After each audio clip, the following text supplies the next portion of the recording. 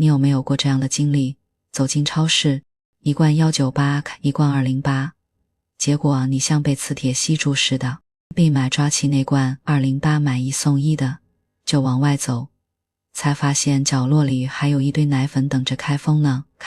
那的非买不可的冲动，到底是谁在替你做主？又或者第一次见新同事，穿西装的总是比穿卫衣的看起来更靠谱，哪怕他俩的业绩其实半斤八两。刷到空难新闻，突然觉得高铁才是保命首选，哪怕数据明明告诉你飞机事故率其实更低。这些没来由的感觉到底是从哪冒出来的？今天咱们就来聊聊丹尼尔·卡尼曼这本《思考快与慢》。这本书会彻底颠覆你对想法的认知，因为它揭露了一个我们大脑里藏着的大秘密。诺贝尔经济学奖得主卡尼曼告诉我们，咱们的大脑里其实住着2个决策者，一个慢得像蜗牛，我们每天做的每一个判断，甚至那些突然冒出来的情绪，其实都是这2个家伙在幕后较劲的结果。百姓，咱们来做的小测试，看到2+2，你脑子里是不是嗖的一下就超出4？没错，这就是那个快思考在忙活。他像个老司机，对这些熟门熟路的问题根本不用费脑子就能搞定。但如果我给你换成1724呢？你是不是得皱着眉在心里嘀咕，17乘以20是340，17乘以4是68。这个费劲又专注的过程，就是那个慢思考登场了。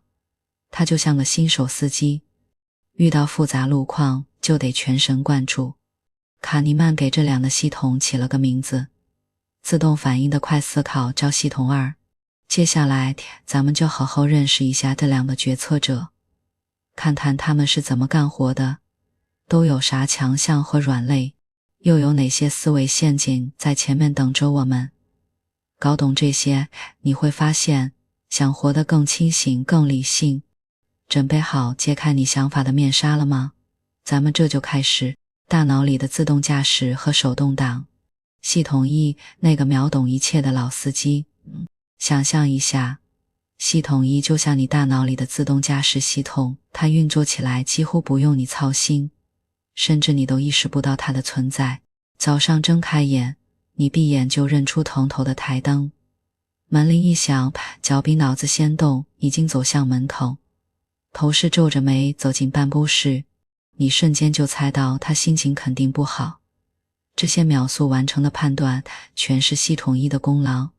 系统1的核心特点就是自动快速不费劲，就像手机后台运行的程序，几乎不耗电。看到老虎2个字，频道3+3，脑子里立马蹦出6。这些反应都是大脑的默认设置。神经科学家发现，系统1处理简单信息快到毫秒级，认一张熟悉的脸只要0。而且他还和情绪是铁哥们，听到笑话会笑，闻到饭香会饿，这些情感反应都是他的副产品，能瞬间整合一大堆信息，得出个够用的答案。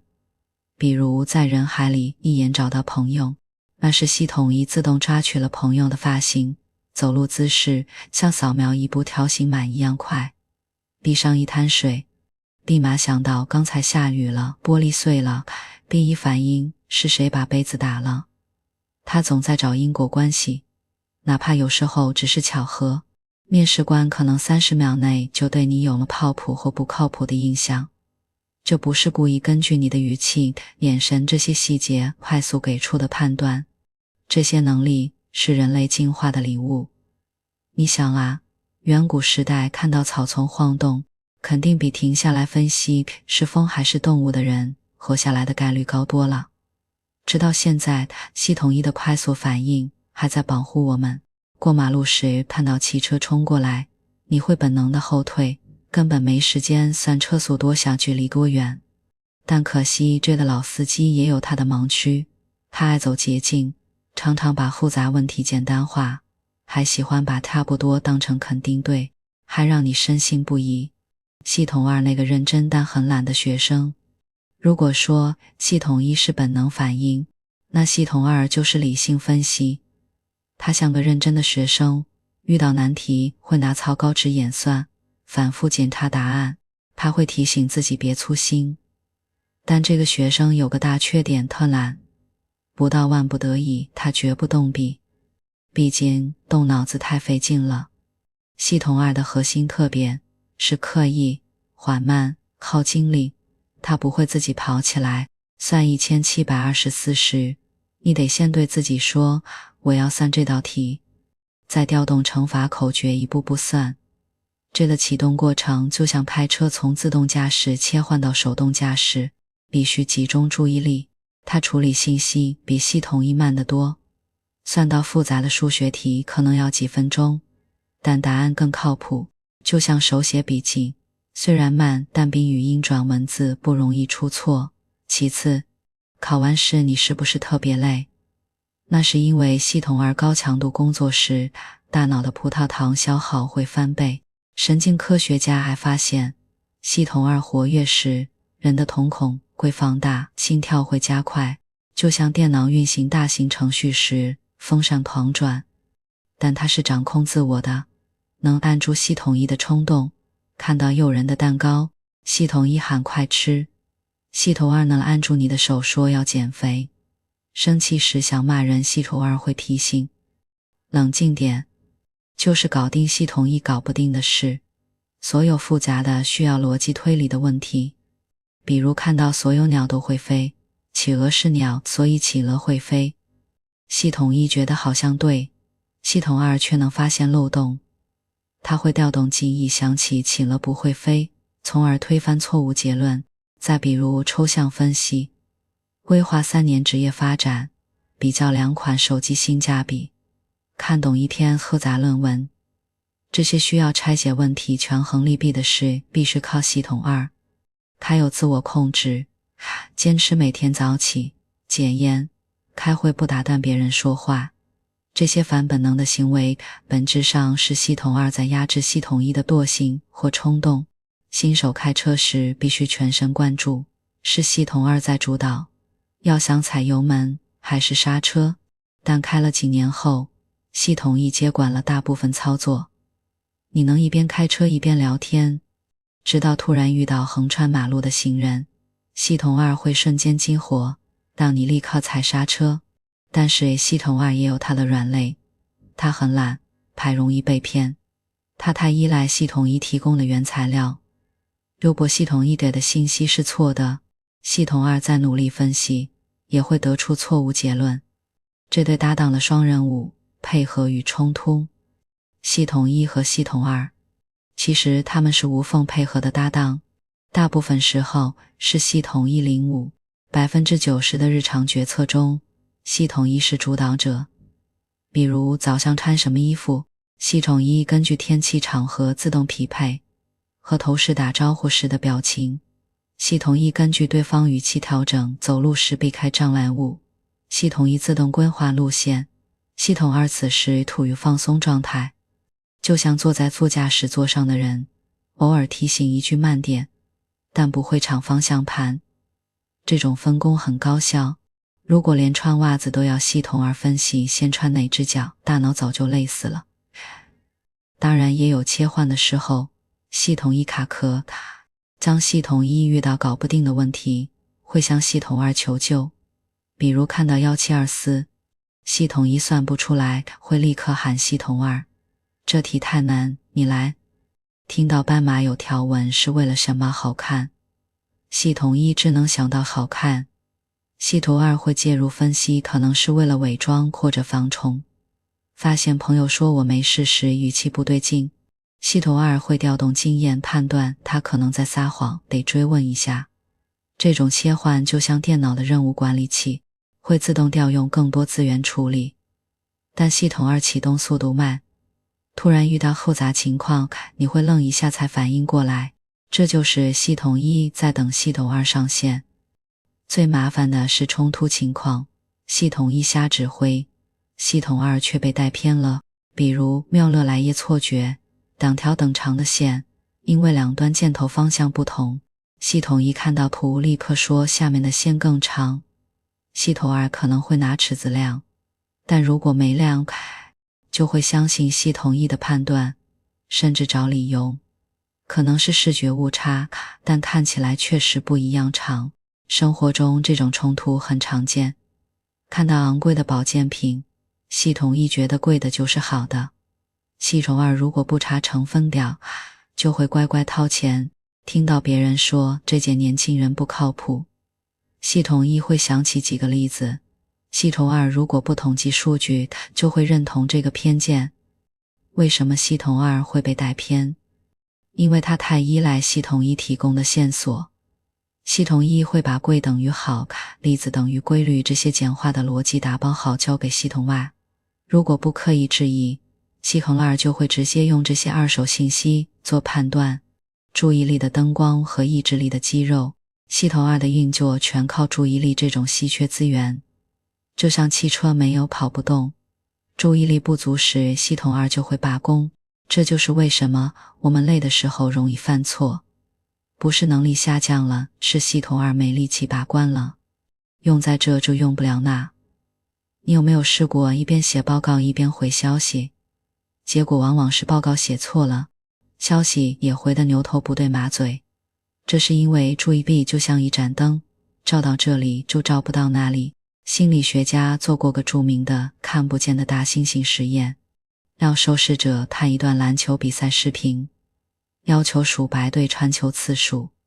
视频中间一个穿大猩猩服装的人穿过球场，捶胸顿足，但 40% 的人完全没看到，因为他们的注意力全被数传球占用了，系统二顾不上其他信息。这种注意力盲区在生活中到处都是。开车时听激烈的音乐，反应速度会变慢；开会时刷手机，会错过重要讨论内容；一边做饭一边想工作，可能会忘记放盐。而且自我控制还会消耗注意力，越用越累。系统二的自我控制功能特别耗注意力，比如强迫自己读完一本无聊的书，减肥时拒绝一块蛋糕。这些行为会消耗心理能量，就像肌肉运动会消耗体能一样。心理学家把这种消耗叫做自我损耗。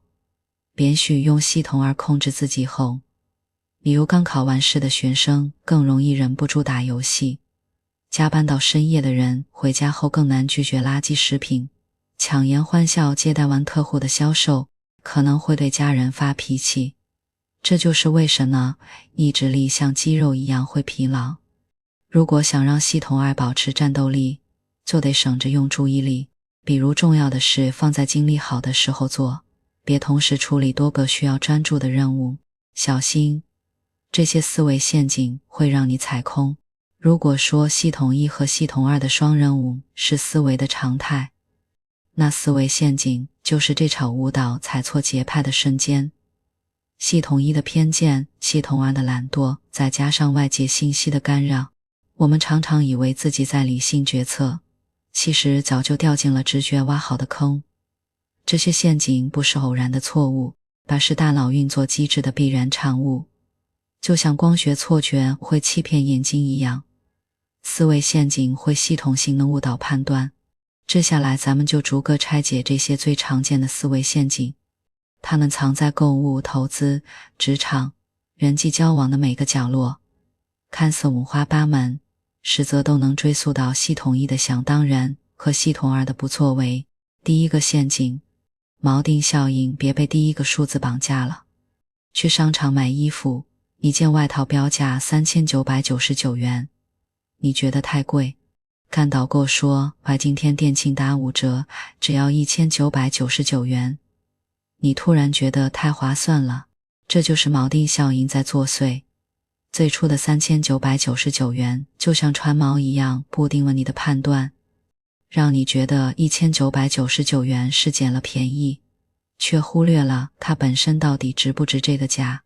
锚定效应的本质是系统一抓住第一个信息不放，它是最常见的思维陷阱之一。人们做判断时会不自觉地被最先接触到的信息，也就是锚点束缚。后续判断都围绕这个锚点微调，而不是从零开始分析。心理学家做过了经典实验，让两组人分别估下非洲国家在联合国所占的比例。回答前，第一组人先看到正判断高路数5，结果发现 B1 组的平均估算值是 25%， 第二组是 45%。 尽管转盘数字是随机的，却成了影响判断的锚点。系统一为啥会被锚点绑架？因为它爱走捷径，既然有现成的数字，就没必要费劲从头分析，直接在这个数字基础上调整就好。而系统2呢，它要么懒得质疑这个锚点是否合理，要么调整的幅度不够，最后还是被锚点带偏。生活中的锚定陷阱无处不在，你以为的划算可能是别人设的局。比如奢侈品店的包包标价10万元，旁边放一个特价5万元的同款，你会觉得5万元很便宜，但可能它的成本只有1万元。这里的10万元就是商家故意设的锚点。买房时卖家先报个高价，保判你觉得离谱，后续还价也会在这个高价基础上往下探，很难跳出这个范围。促销活动也是，原价199元的标签本质上是用199元做锚点，让你觉得现价很划算，而不去想这东西是否值99元。甚至在非商业场景中，锚定效应也会悄悄发挥作用。比如求职时，逼一个面试官给你定的薪资范围，会影响你对后续 offer 的判断。讨论项目截止日期时，有人先提出需要3个月，哪怕最后压缩到2个月，你也会觉得效率很高，却没想过其实1个月就能完成。锚定效应的可怕之处在于，也会是完全无关的锚点，也会影响判断。有个实验很离谱，让受试者先写下自己手机号的最后3位，再估算成吉思汗去世的年份。结果发现，手机号后3位越大的人，估算的年份也越晚。手机号和历史年份毫无关系，却成了锚点。要避开这个陷阱，关键是让系统2醒过来，这个初始信息锚点和我现在要判断的事情真的相关吗？如果没有这个锚点，我会怎么判断？比如看到特价5万元的包，先想想，如果它本来就卖5万元，我会买吗？记住，锚点就像浮在水面的冰山，露出来的数字只是表象，别让它困住你的判断。第二个陷阱，可得性启发，别被好记的例子骗了。你觉得飞机和汽车哪种交通工具更危险？如果最近看过空难新闻，大概率会说飞机更危险。汽车的事故死亡率是飞机的几百倍。这种错觉就是可得性启发导致的。系统一会根据详细例子的难易程度来判断事情发生的概率，越容易想到的就觉得越常见。可得性启发的逻辑是系统一把易记性当成了概率，它是系统一的另一个捷径。它无法像计算器一样统计概率，只能通过脑海中浮现相关例子的速度来推测。就像你觉得身边感冒的人很多，可能只是因为你头饰刚好感冒了。你觉得创业很容易成功，可能只是因为听过几个创业明星的故事，而忽略了 90% 的创业公司都会失败。这种捷径在远古时代是有用的。如果容易想起老虎伤人的例子，说明老虎确实危险，赶紧躲远点。但在信息爆炸的现代社会，这个机制就失效了。比如媒体更爱报道耸人听闻的事件，空难、地震、杀人案，这些事容易被记住，让我们高估其发生概率。再比如我们更关注自己身边的事，朋友失业、邻居离婚，这些事容易想起，让我们误以为是普遍现象。生活中的可得性陷阱很多，你看到的可能只是幸存者偏差，它会导致很多离谱的判断。比如健康焦虑，有人因为听说某人吃烧烤得癌症，却忘了吃烧烤得癌症的概率比过马路被撞还低。比如投资误区，看到某某买股票暴富的新闻，就觉得炒股很容易赚钱，却没看到更多人亏得血本无归。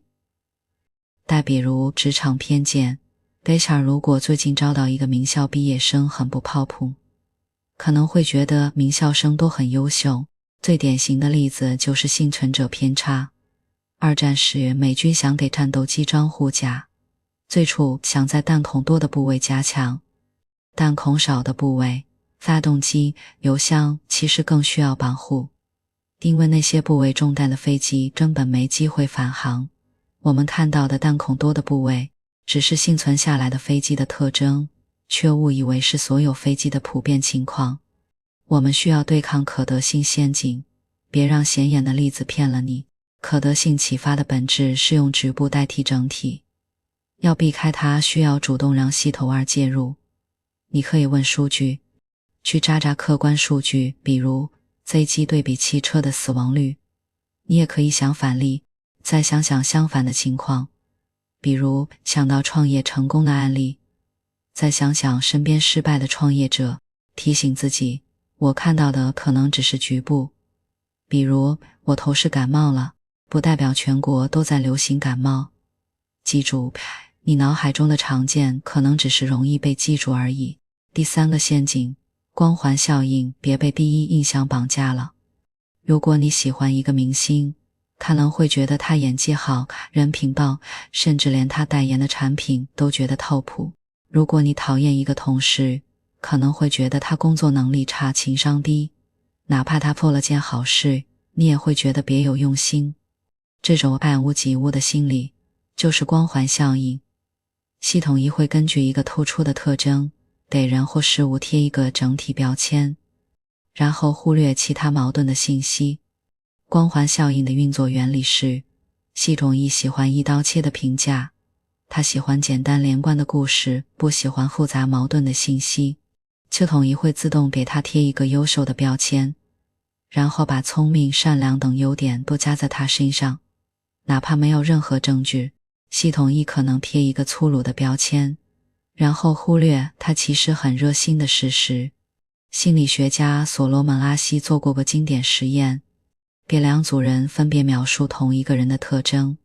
第一组看到的是聪明、勤奋、冲动，第二组看到的是嫉妒、固执、挑剔、冲动、勤奋、聪明。结果发现，第一组对这个人的评价明显更积极。尽管特征完全相同，只是顺序不同，先看到了聪明、勤奋形成了光环，影响了对后续负面特征的判断，是让你看不到真实的世界。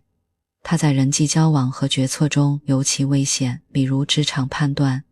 领导如果觉得名校毕业生等于优秀，可能会忽略某个名校生的懒惰。如果觉得内向等于能力差，可能会错过一个默默努力的员工。因为喜欢某个网红，就买他推荐的所有产品，哪怕其中有些是劣质品。因为讨厌某个品牌，就拒绝尝试他的新产品，哪怕其实很好用。恋爱时觉得对方长得好看等于完美，结婚后才发现对方自私又懒惰。吵架时觉得对方一点小事就发火，不爱自己，却忘了平时他有多照顾你。更隐蔽的是，光环效应会让我们选择性失明，只看到符合自己标签的信息。比如你觉得某国产品牌质量差，就会格外注意它的负面新闻，对它的进步和优点视而不见。久而久之，你的偏见会越来越深。想要打破光环效应，需要分维度评价，比如列清单，评价一个人或事物时，列出具体维度，如能力、性格、品德，避免被某个突出特征带偏。你也可以延迟判断，第一次接触时告诉自己别急于下结论，多观察几个方面再评价。也可以找反例，如果觉得某人特别好，特意想想他的缺点；如果觉得某物特别差，试着找找他的优点。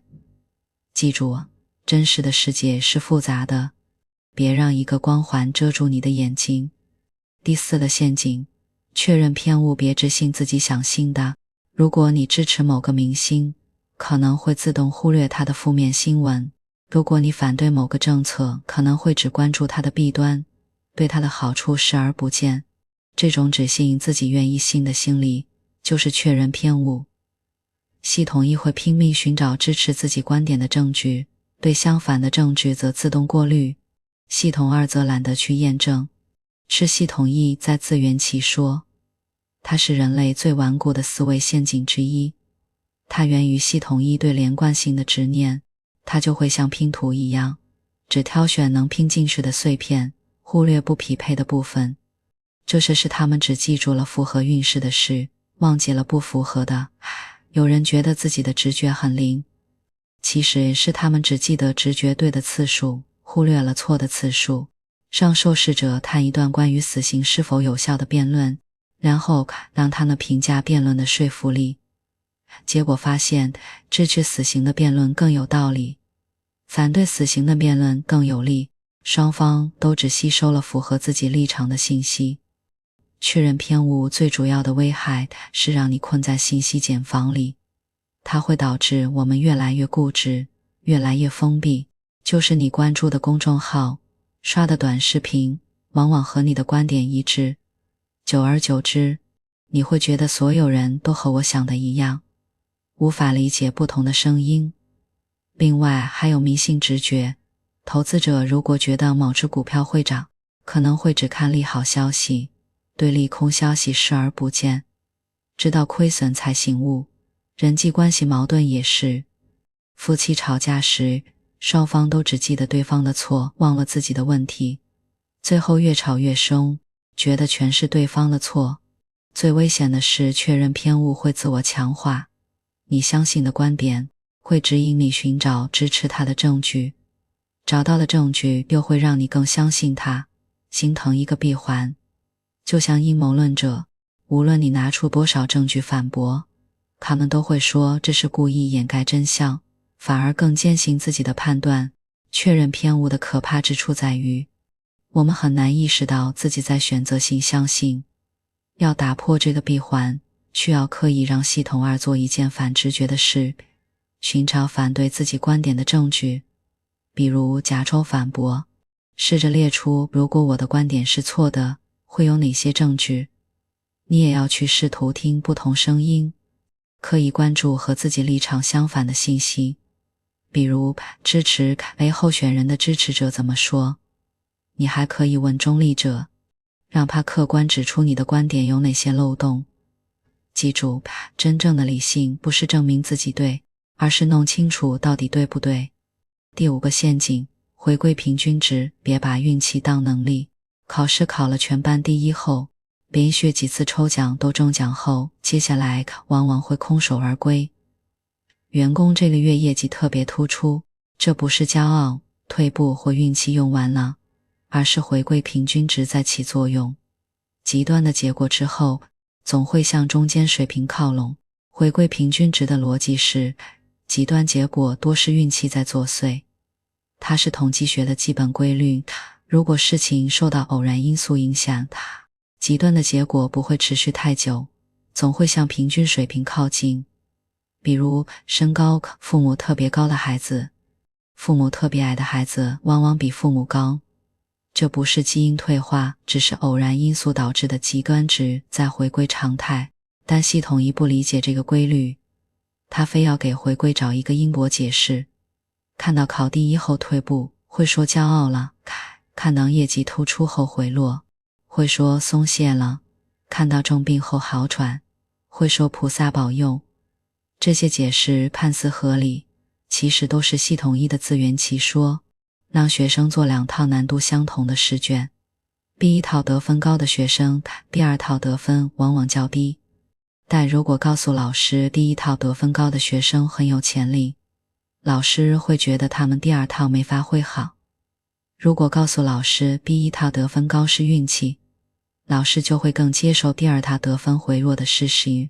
可见系统一多需要一个原因来解释回归现象。回归平均值的陷阱在于，我们总把偶然波动当成必然趋势，然后瞎做决策。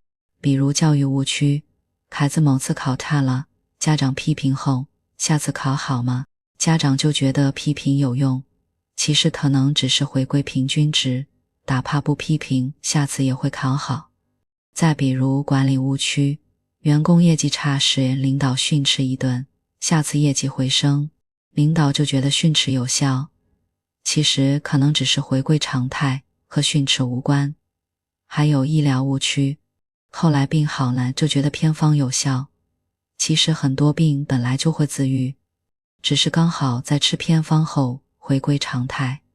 这些案例的共同点是，都把回归常态错当成因果关系。人们把回归平均值的自然现象归功于自己的干预措施，从而错误地总结出成功经验。要避开回归陷阱，关键是区分能力和运气。如果一件事受运气影响大，比如考试、投资、抽奖，极端结果后要警惕回归平均值，别瞎找原因。如果一件事受能力影响大，比如长期的学习成绩、稳定的工作表现，极端结果后更可能是趋势，需要关注原因。举个例子，一个平时考80分的学生，陡次考了95分，运气好，如果他连续半年都考90分以上，那就是能力提升了，就不太可能突然回到80分。记住，极端之后的变化可能只是偶然再回归常态，别动不动就归因于努力或懈怠。第6个陷阱，显示厌恶，别让失去的痛苦绑架了你。笔试一定能捡到100元，笔试有 50% 的概率捡到200元， 50% 的概率什么都捡不到。但从数学上看， B 和 B 的期望值都是100元，比新选择应该一样。这种一对损失的敏感程度远超收益。丢100元的痛苦可能需要捡到200元的快乐才能抵消。损失厌恶的本质是系统一的，是人类进化的生存本能。在远古时代，失去食物或领地可能意味着死亡，所以对损失的恐惧能超过对收益的渴望。这种本能延续到今天，表现为卖掉亏损的股票会特别痛苦，哪怕它还会继续跌；扔掉不穿的衣服会觉得可惜，哪怕它占地方，你也宁愿堆在衣柜里；结束一段不合适的关系会很难，哪怕不快乐，你也怕错过后找不到更好的。损失带来的大脑激活强度是收益的23倍。就像你丢了手机，可能几天都睡不好，但捡到同样的手机，开心可能只持续1天。损失厌恶会让我们做出很多不理性的选择。一是沉没成本谬误，买了一张无聊的电影票，宁愿硬着头皮看完，也不愿中途离开，因为已经花了钱，不看就亏了，其实钱已经花了，看下去只会浪费更多时间。二是维持现状偏见，一份不喜欢的工作宁愿做下去也不愿辞职，因为你觉得至少现在稳定，辞职可能更糟。其实稳定只是不失去的幻觉，错过的机会才是更大的损失。三是过度风险规避，投资时宁愿把钱存银行获得低收益，也不愿买基金，收益高但有波动，它亏本金。其实长期来看，空账可能让银行存款的实际价值缩水，反而更亏。这些行为的共同点是，为了避免可能的损失，宁愿接受确定的损失，包括时间、机会、收益。对抗损失厌恶，你要问自己，如果我没拥有过，损失厌恶的根源是对现状的留恋。要跳出这个陷阱，需要用清零思维面对。如果我现在没有这个东西，比如股票、衣服、工作，我会花同样的代价去得到它吗？比如，如果没买这张电影票，面对要不要冒险时提醒自己，损失的痛苦会被放大，其实没那么可怕。比如投资亏1000元的痛苦，其实它赚2000元的快乐差不多。记住，别让对失去的恐惧绑架了你对值得的判断。第7个陷阱，框架效应，别被语言玩弄了。如果医生告诉你这个手术有 10% 的死亡率，你可能会犹豫，但如果他说有 90% 的存活率，这两个说法其实完全一样。但换个框架，你的选择就变了。系统一会被信息的表达方式影响，而不是信息本身。框架效应的逻辑是系统一被损失和收益的反应不同，它本质上是损失厌恶的延伸。当信息被描述为显示死亡率 10% 时，当被描述为收益存活率 90% 时，系统一会放松。就像超市标签写买2送1比打7折更吸引人，哪怕实际优惠一样。信用卡账单写全额还款抗免利息比不全额还款要付利息更让人愿意全额还。系统二虽然能意识到两种说法一样，但系统一的情绪反应已经影响了判断。就像你明知 10% 死亡率等于 90% 存活率，但前者还是会让你更害怕。框架效应常被用在营销政策谈判中，比如政策宣传提倡节约用水，说浪费水会罚款比节约用水有奖励更有效，因为人们更怕显失。比如谈判策略，想让对方让步，别说你这样会损失10万，而说你那样能多挣10万，用收益框架弱化对方的抵触。再比如亲子沟通，让孩子写作业，说写完可能看电视更有效。甚至在自我对话中，框架也很重要。说我要减肥，少吃零食，可能会忍不住吃。说我要健身，多吃健康食品，可能更容易坚持。需要关注实质，会忽略形式。要对抗框架效应，需要系统二穿透语言的表象，拿损失框架转换成收益框架。对比一下，比如 10% 死亡率等于 90% 存活率，问自己，如果换一种说法，我的选择会变吗？如果会，说明我被框架影响了。记住，语言是壳，信息是核，别被壳的样子骗了。为什么我们总是迷之自信？回顾这些思维陷阱，你会发现它们都有一个共同的根源，用直觉捷径代替理性分析，而系统二因为懒惰没有纠正这些捷径带来的偏差。这些陷阱不仅会导致错误，更会让我们对自己的判断过度自信。因为系统一会跟一个自洽的故事来解释自己的判断，系统二又会相信这个故事。比如你因为锚定效应买了贵的东西，会告诉自己低分钱一分货。因为可得性启发觉得飞机危险，会坚信新闻里总报道空难。这种自我合理化正是接下来我们要探讨的过度自信的核心。如果你问身边的人，你觉得自己的驾驶技术比平均水平高还是低？大概率会有超过 60% 的人说比平均水平高，这在统计学上显然不可能，却暴露了人类一个根深蒂固的倾向，过度自信。我们总觉得自己比别人更聪明、更理性、更幸运，哪怕事实一次次打脸。这种过度自信不是偶然的狂妄，而是系统一和系统二在复杂互动中产生的必然结果。前面提到的思维陷阱，比如锚定效应、可得性启发等，而过度自信则让我们对这些错误深信不疑。更危险的是，我们不仅高估自己的能力，还高估自己对未来的掌控力。这种双重高估会让我们在投资出沉重代价。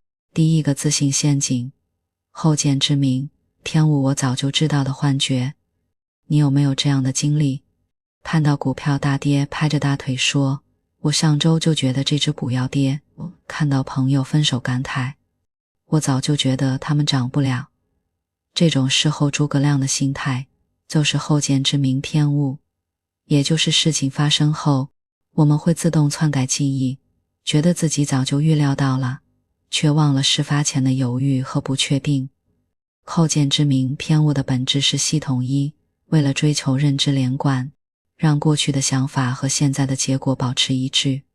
就像拼图时，我们会把不匹配的碎片悄悄磨掉，只为了让图案看起来完整。心理学家做过个实验，尼克松访华前让受试者预测尼克松会和中国建交吗？等问题。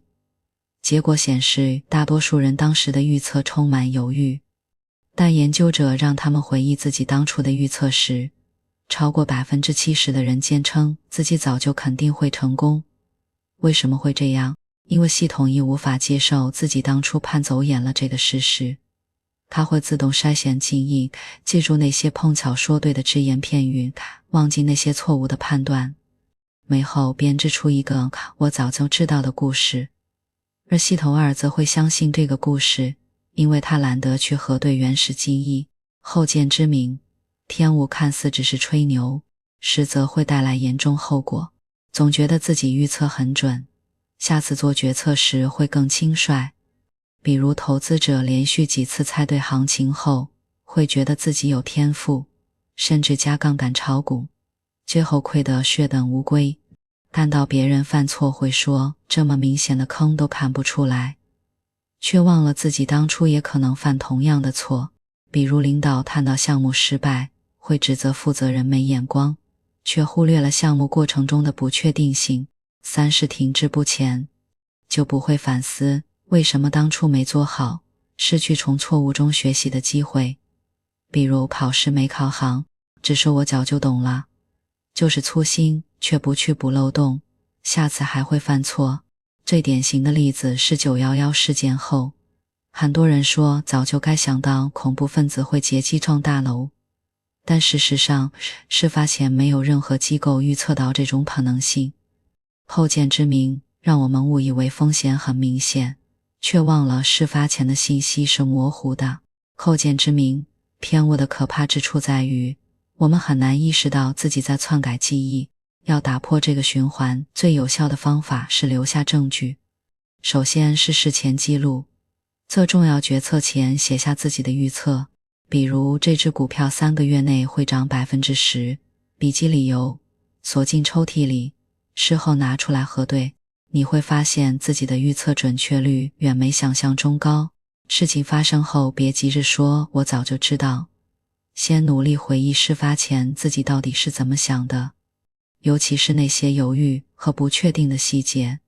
然后是换位思考，假设自己处于事发前的情境，信息和当时一样有限，再问自己还能预测到结果吗？记住，记忆不是录像带，而是可以被改写的剧本。别让我早就知道的幻觉掩盖了自己的无知。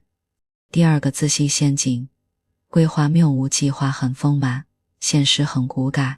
你有没有见过这样的场景？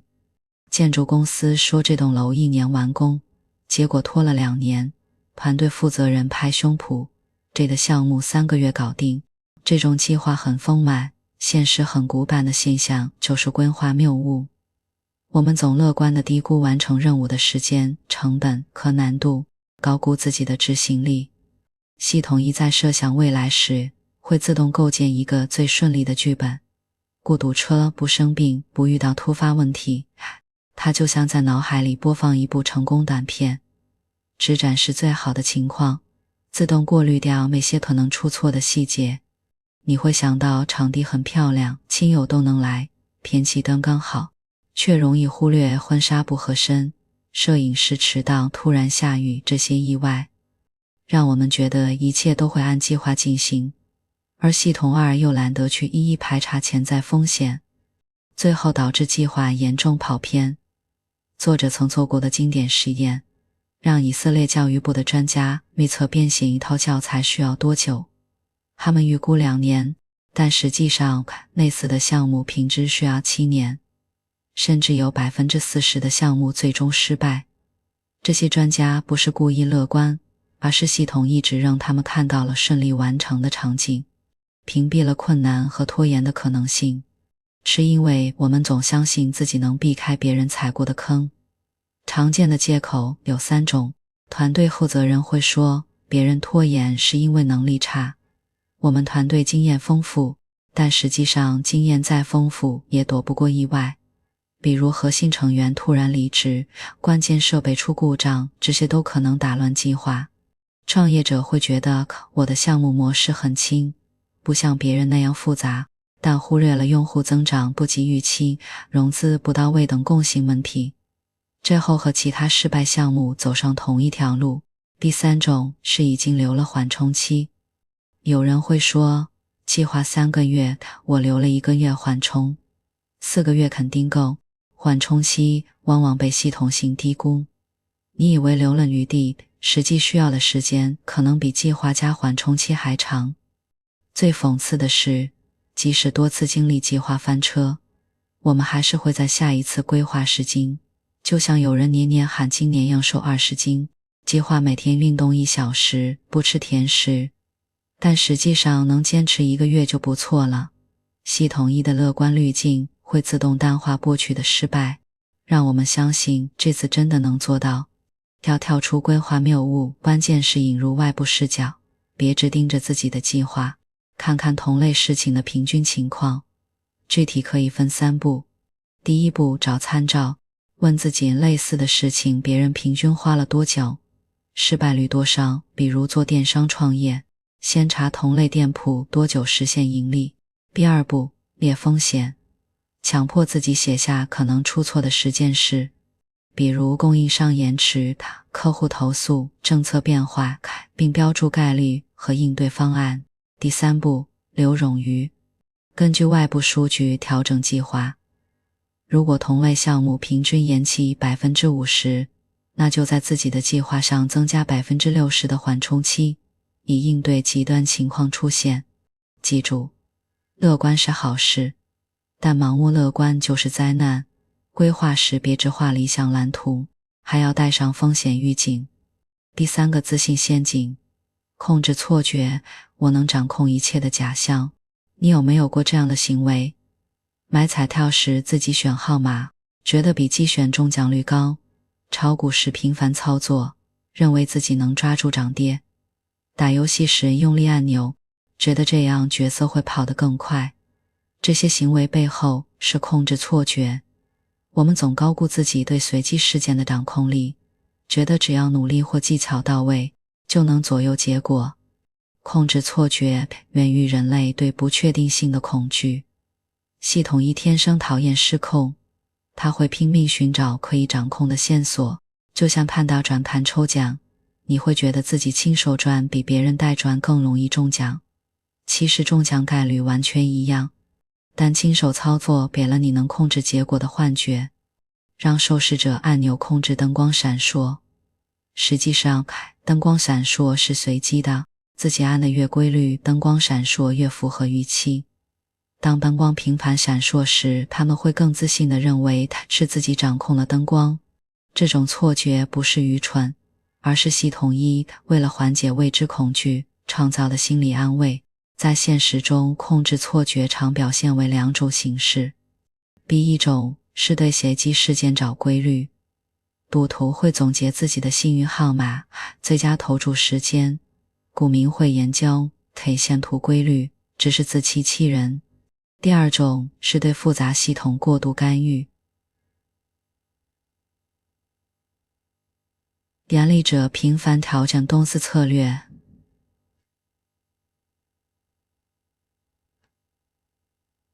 野户过度干预反而会打乱系统的稳定运行。家长每天逼着孩子写作业，觉得这样能提高成绩，实则可能引发逆反心理，效果适得其反。控制错觉看似无害，但可能导致严重的资源浪费和决策失误，比如盲目投入。创业者坚信只要自己够努力，公司就不会倒闭，即使市场已经饱和，仍砸锅卖铁追加投资，最后血本无归。他们混淆了努力和结果的关系。努力是必要条件，但不是充分条件，比如忽视风险。投资者觉得自己盯盘越勤，收益就越高，于是每天花8小时看 K 线听分析，却忽略了市场不可预测的事实。过度交易反而增加了手续费和失误率。再比如拒绝随机，有人遭遇不幸，比如生病、失业，对反复自责都是我不够努力，却不愿承认病期和环境也起很大作用。最后陷入抑郁。控制错觉的核心是混淆了可控与不可控的边界。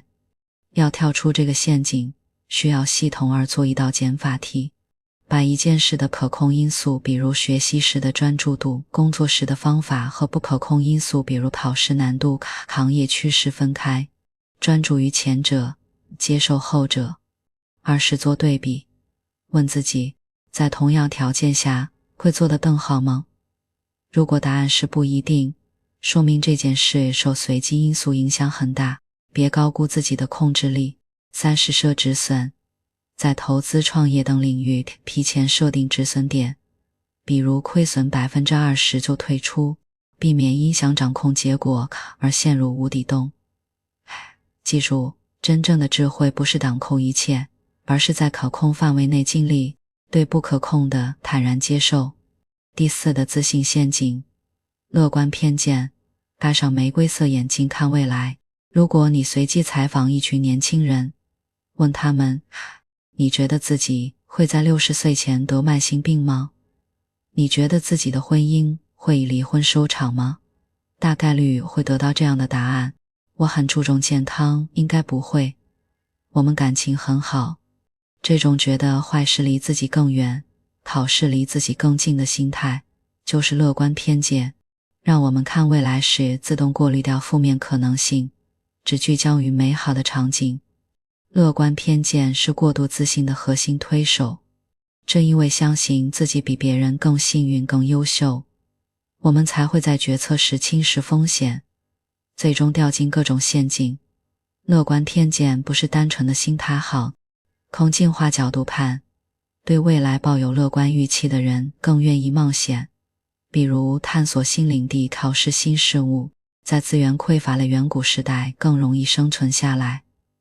这种本能延续到今天，表现为系统也会做以下事情，比如自动放大积极信息，会觉得自己也能复制；听到有人通过运动减肥成功，会坚信自己坚持锻炼也能瘦，比如刻意缩小负面概率；知道创业失败率高达 90%， 却觉得自己是那 10%； 了解吸烟会致癌，却想我身边有人吸了一辈子烟也没事。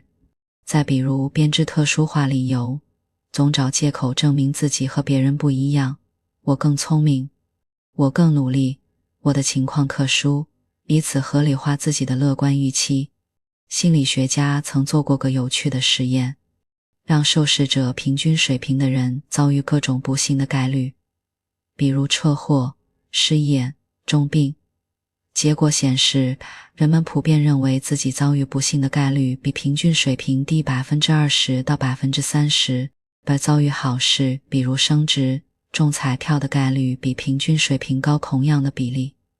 这种双重标准正是乐观偏见的典型表现。乐观偏见渗透在生活的方方面面，尤其在这几个领域表现得最明显。第一个是健康领域，明知熬夜伤肝，久坐伤身，却觉得自己年轻扛得住；知道定期体检很重要，却总找借口拖延，觉得没症状就是没病。研究显示， 80% 的人认为自己的健康状况高于平均水平，但这在统计学上显然不可能。第二个是职业发展，刚入职的新人觉得自己3年内肯定能升职，却没考虑行业者坚信自己的项目能在1年内盈利，却忽视 90% 的初创公司活不过3年的残酷数据。第三个是人际关系，恋爱中的人觉得我们肯定能走到最后，却不愿想性格磨合、现实压力等潜在问题。朋友借钱时，却忽略他有多次逾期记录的事实。研究发现，情侣普遍认为自己的分手概率比平均水平低 50%。 这种盲目乐观是很多感情破裂的伏笔。乐观偏见最大的危害在于，它会让我们低估风险，主动走进危险区。比如健康风险方面，烟民知道吸烟致癌，却觉得自己没那么倒霉，继续抽；年轻人知道熬夜伤身体，却觉得偶尔几次没事，长期透支健康。世界卫生组织的数据显示80%的烟民认为自己比其他烟民更不容易得肺癌，这种乐观偏见直接导致戒烟率低下。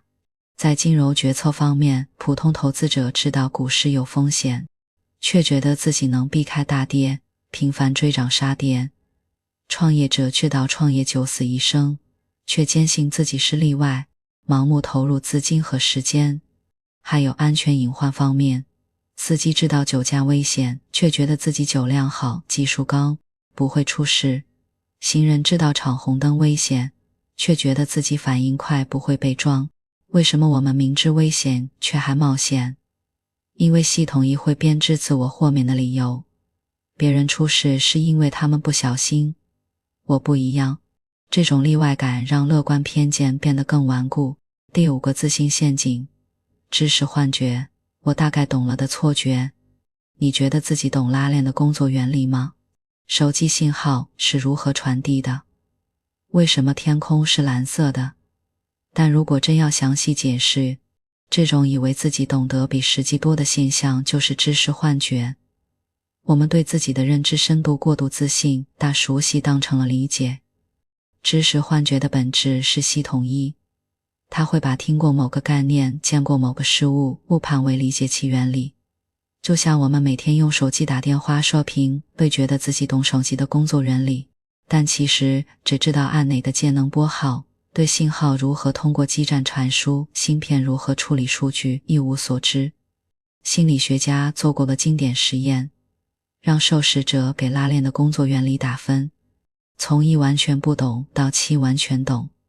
大多数人打了4到5分，觉得大概知道怎么回事。但当研究者要求他们详细描述拉链的结构和运作步骤时，超过 80% 的人卡壳了。最后不得不承认其实不太懂，并把分数下调到23分。这种幻觉的产生，是因为系统一擅长模糊处理。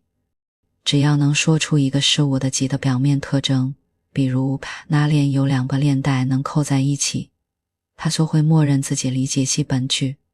而系统二因为它懒惰深入思考，它会轻易接受这个判断，不会主动追问为什么链带能扣上，里面的齿轮是如何联动的。知识幻觉在信息爆炸的时代格外普遍，尤其在这些场景中容易露馅。B 一类是专业领域的门外汉，有人看了几篇财经文章就觉得自己懂股市运作，开始给别人推荐股票。有人读了几本心理学畅销书，就觉得自己能做心理咨询，给朋友分析情感问题。他们把碎片化信息当成系统知识，却不知自己只摸到了冰山一角。有些管理者在会议上夸夸其谈商业模式、用户增长，但当被追问具体如何落地时，却支支吾吾说不出细节。有些产品经理组说用户需要这个功能，却给不出用户调研数据，本质上是把个人直觉当成专业判断。第3类是日常决策中的想当然，有人觉得自己懂营养，坚信吃绿豆能治百病；有人觉得自己懂教育，坚持棍棒底下出孝子。他能把道听途说的经验当成科学规律，却不愿查证是否有证据支持。知识幻觉最危险的地方在于，它会阻止我们继续学习，因为觉得自己已经懂了，就不会主动深入研究，甚至会排斥新信息。比如，很多家长坚信自己的教育方法正确，拒绝阅读科学育儿书籍，用错误的方式对待孩子，导致亲子关系紧张。比如，投资者觉得自己对市场的判断无误，无视经济数据和专家分析，最终亏损惨重。再比如，管理者认为自己的决策完美，听不进下属的建议，导致团队执行力低下。知识幻觉会让我们高估自己的判断精度。比如，医生如果对某种疾病的理解停留在表面，工程师如果对材料性能一知半解，可能会设计出存在安全隐患的产品。为什么人类会进化出如此强烈的过度自信倾向？从进化心理学的角度看，这是一种适应性本能。在危机四伏的原始社会，过度自信的人更敢于冒险，比如探索新领地、挑战猛兽，虽然失败率高，但一旦成功就能获得更多资源。过度自信能提升群体凝聚力，相信自己的部落更强大，首领更英明的群体在战争中更有斗志。对个人而言，适度的过度自信能提升幸福感，觉得未来会更好，自己能搞定一切的人更少陷入抑郁。但在复杂的现代社会，这种本能变得不再是狩猎是否成功这种简单风险，而是投资是否盈利、项目是否落地、决策是否正确等复杂问题。这些问题受太多不确定因素影响，过度自信只会导致决策失误，是我们无法忍受不确定性。系统一需要一个确定的答案来获得安全感，系统二则因为懒得处理复杂信息，会默认接受这个答案。就像有人宁愿相信星座运势能预测未来，也不愿承认很多事情本来就无法预测。因为不确定带来的焦虑感比相信错误答案更难受。给你的大脑搭个脚手架，3个实用决策技巧。前面咱们拆解了大脑的运作机制，系统一与系统二的配合，常见的思维陷阱，以及过度自信的根源。这些认知偏差让我们在不知不觉中做出错误判断，但认知科学的研究告诉我们，偏差不是命运。就像我们能通过戴眼镜矫正视力，也能通过刻意练习用技巧对抗认知偏差。接下来咱们就来介绍3个经过实证检验的实用技巧，它们看似简单，却能有效激活系统二，帮你避开关键决策中的陷阱。这些技巧的核心逻辑是用外部工具对抗内部偏见。既然系统一容易走捷径，系统二容易偷懒，那就用客观规则守家，掌握它们，你会发现迷信决策不是少数人的天赋，而是可以通过训练获得的能力。第一个技巧，参考外部意见，别让你的经验骗了你。如何找到靠谱的外部意见呢？关键是回答3个问题：参考什么数据？如何筛选数据？怎样用数据调整计划？第一步，定义参考类别。你要找的同类事情是什么？别泛泛地问做的项目要多久，而要问和我这的项目类似规模、难度、团队经验的项目平均用了多久。比如你想开一家社区咖啡店，参考类别就不该是所有咖啡店，而应是200平米以下、居民区附近、启动资金50万以内的社区咖啡店。赞为越具体，数据越有参考价值。第二步，收集基础比率。同类事情的平均情况是怎样的？溢出比率就是同类事情的成功率平均耗时。可以查行业报告，比如中国咖啡行业白皮书。可以问有经验的人，比如开社区咖啡店的朋友，你当初盈利用了多久？也可以看公开案例，比如大众点评上同类店铺的开业时间和经营状况。比如你发现 60% 的社区咖啡店在1年内倒闭，存活下来的平均6个月才盈利，这个数据就是重要的预警信号。第三步，调整特殊因素。你的情况和平均值有哪些差异？外部意见不是让你完全照搬数据，而是以此为锚点。比如，如果你有5年餐饮经验，比平均水平高，那么可以把盈利时间从6个月调到4个月。但如果你的店铺租金比同类高 30%， 比平均水平差，那就要把倒闭风险从 60% 上调到 70%。 调整时要警惕虚假独特性，要客观列出优势和劣势，且每一条都要有事实支撑。比如，我有经验，要具体到做过3家成功餐饮店，而不是空泛的我很懂行。外部意见的价值不是预测未来，而是让你看到自己没考虑到的风险。第二个技巧，设置决策清单，用流程对抗你的直觉漏洞。不是所有清单都有用，无效清单要么太复杂，要么太笼统。好的清单要满足3点：一、只列关键步骤，别贪多。比如手术清单，不该列洗手、戴手套等常规步骤，而要列容易遗漏的关键操作，比如术前确认患者过敏史。做项目决策时，清单可以是有没有列出3个以效风险，有没有给决策设冷却期，比如24小时后再确认。2用肢体行动代替模糊目标。无效清单会写列出3个最可能导致项目延期的风险及应对方案，比如职场中接手新任务的清单可以是明确任务截止日期、精确到日、确认所需资源包括人力、预算信息，同步给相关方邮件或会议记录。越具体的行动，越能避免想当然。3加入反直觉步骤，专门对抗常见偏见。凭单可以加入写下3个判空该资产的理由，计算如果亏损 20%， 对我的生活影响有多大。这些步骤专门针对思维陷阱，强迫系统2跳出直觉舒适区。清单的价值不是束缚，而是用集体智慧对抗个体偏见。即使是专家，也需要用流程弥补直觉漏洞。第3个技巧，预留反驳时间，主动寻找自己的错误。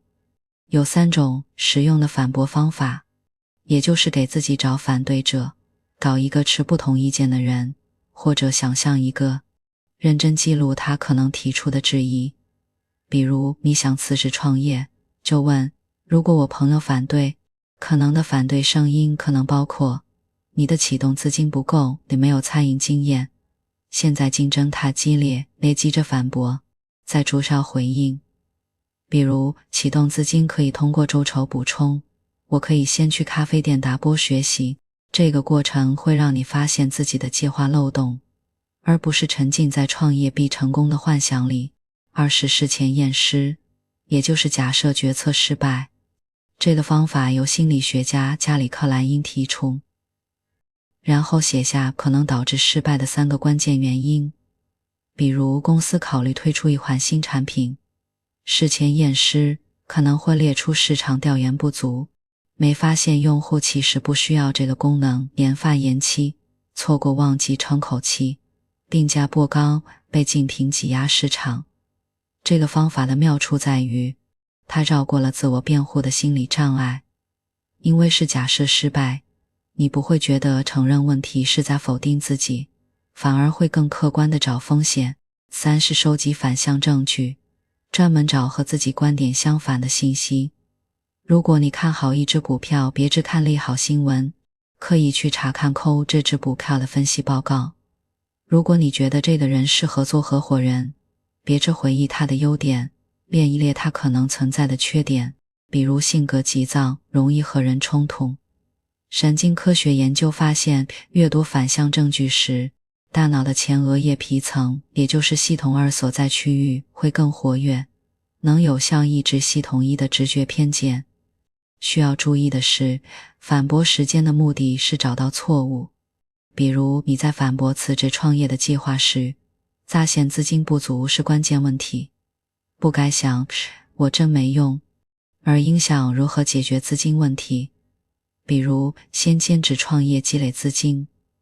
有效的反驳是建设性的，它让你看到哪里需要调整，而不是陷入我做什么都不行的消极情绪。单独使用一个技巧能减少部分偏见，但3个技巧结合形成的决策闭环，能大幅提升决策质量。我们以是否要投资一套房产为例，看他们如何协同工作。看一步，用外部意见锚定基准，参考同地段同户型房产过去房产的平均收益率，发现年化收益约 4%， 低于股票基金的长期收益。这一步让你摆脱房价必涨的直觉误区。第2步，用决策清单覆盖细节。清单列出房产的产权是否清晰，查房产证编号、抵押记录，周边规划是否有不利因素，比如未来要建垃圾场，月供是否超过家庭月收入的 30%， 避免现金流风险。这一步强制你关注容易被忽略的细节，比如很多人会忘记查房产是否被查封，而这可能导致后续法律纠纷。第3步，用反驳时间质疑假设。扮演魔鬼代言人，提出如果房价下跌 10%， 我的首付会不会变成负数？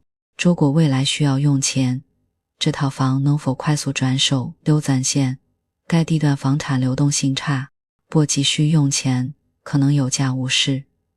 最终决定先观望，不急于入手。这个案例展示了3个技巧的协同逻辑。外部意见提供客观基准，决策清单确保细节不遗漏，反驳时间则查漏补缺。三者决策交了3道保险，大幅降低掉入思维陷阱的概率。读到这里，这些技巧好是好，但做起来太麻烦了。其实就像学开车，当拍驶时破一踩刹车，熟练后会变成本能。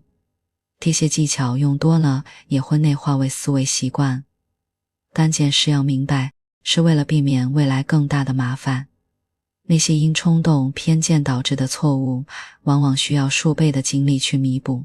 回顾整本书的逻辑，我们的大脑有2套思维系统，系统1快思考和系统2慢思考。它们的配合既有高效的一面，也会因系统1走捷径，系统2偷懒而产生偏见。这些偏见形成了各种思维陷阱，比如锚定效应、可得性启发等，让我们在判断时偏离理性。过度自信又会放大这些错误，但我们对自己的判断深信不疑，难以修正。而参考外部意见，使用决策清单，预留反驳时间这3个技巧，正是针对这些认知弱点设计的解药。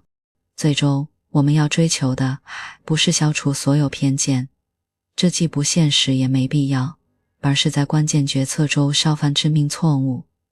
就像航行时，不需要完全消除风浪，只需要掌握应对风浪的技巧，就能安全抵达目的地。希望这本书能让你看清自己的思维模式，也能让你在下次做决策从容。